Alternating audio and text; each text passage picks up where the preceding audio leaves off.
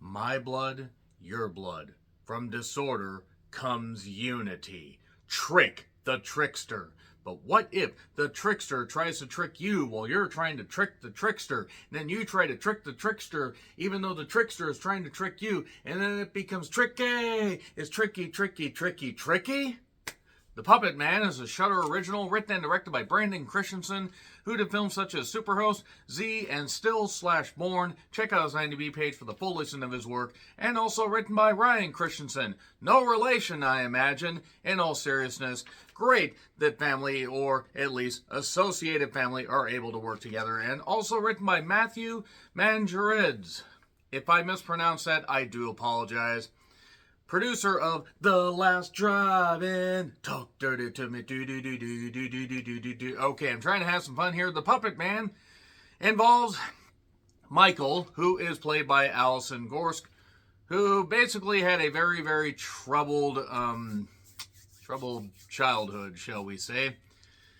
Mother ended up being murdered by the dad. The dad is on death row, but the dad has always maintained that he didn't do it. It was the Puppetman.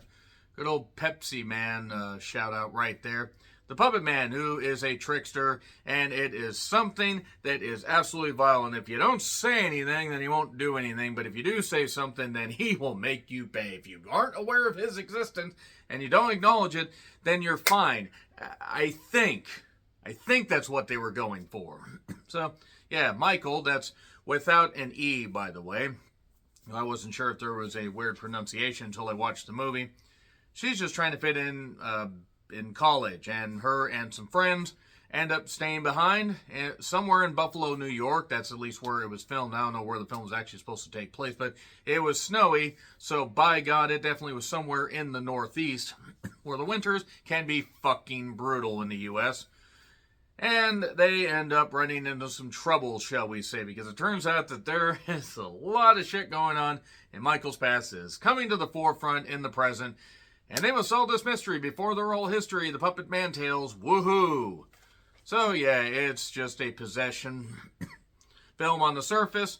There also is some discussion about how childhood trauma and trauma in general, especially from those that you love and trauma that follows you and continues to manifest, can manifest itself in a way to control people. Or it could just be a demonic entity. It could be a whole bunch of stuff. Maybe you could really be the killer. Maybe the killer could make you think you're the killer, but the killer really is somebody else. Whole bunch of crazy things going on.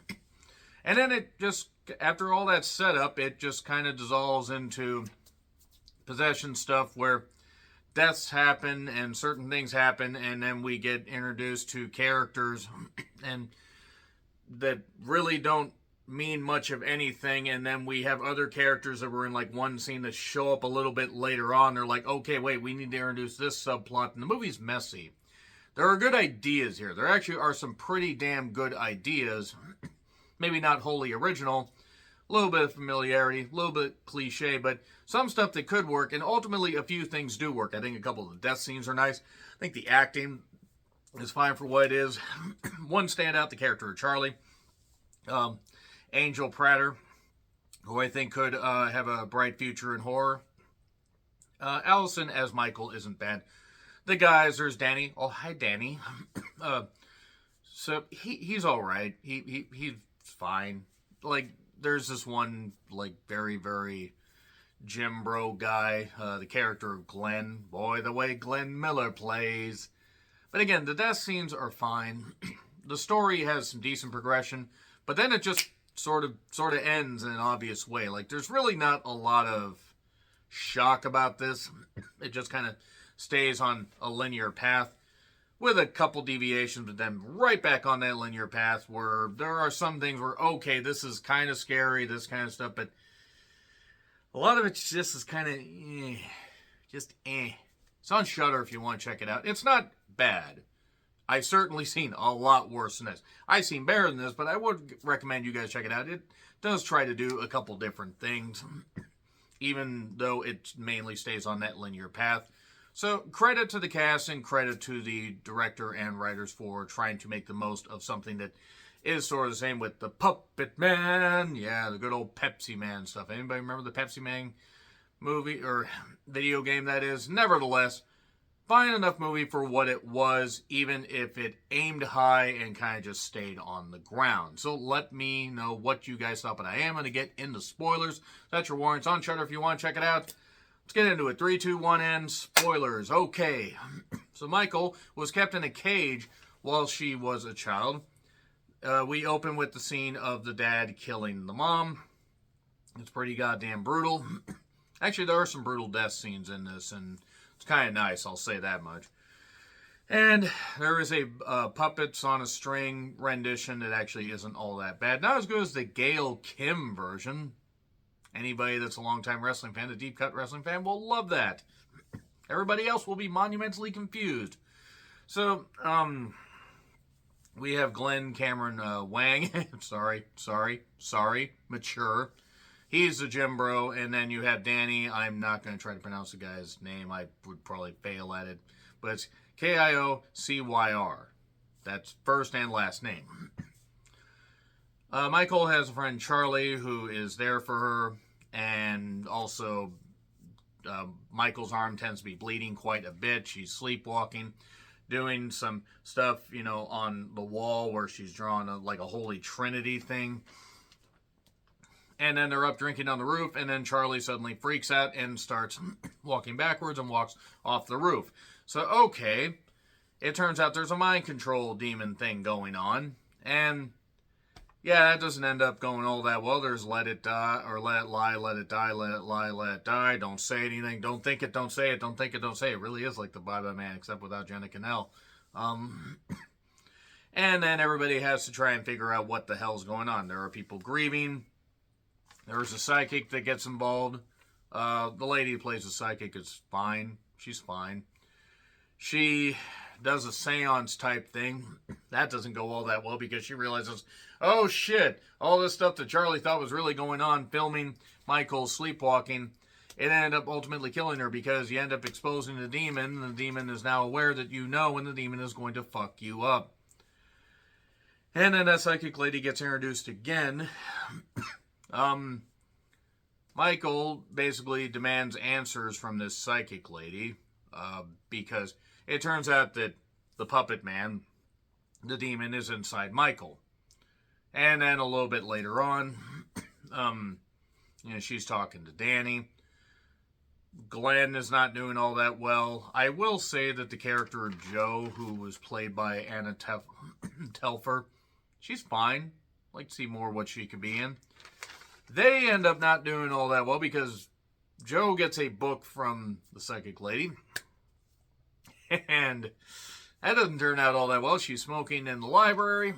And then, because she's discovering more answers, calls Ruby, the psychic.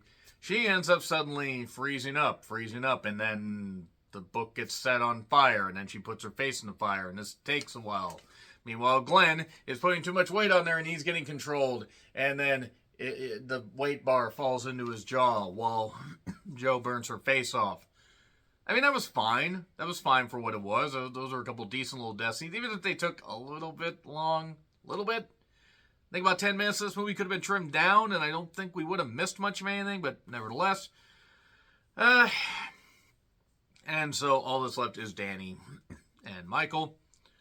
They go to visit her dad, and the dad basically says, well, I didn't kill her, you did, it's your purpose, it's what you are, all this stuff.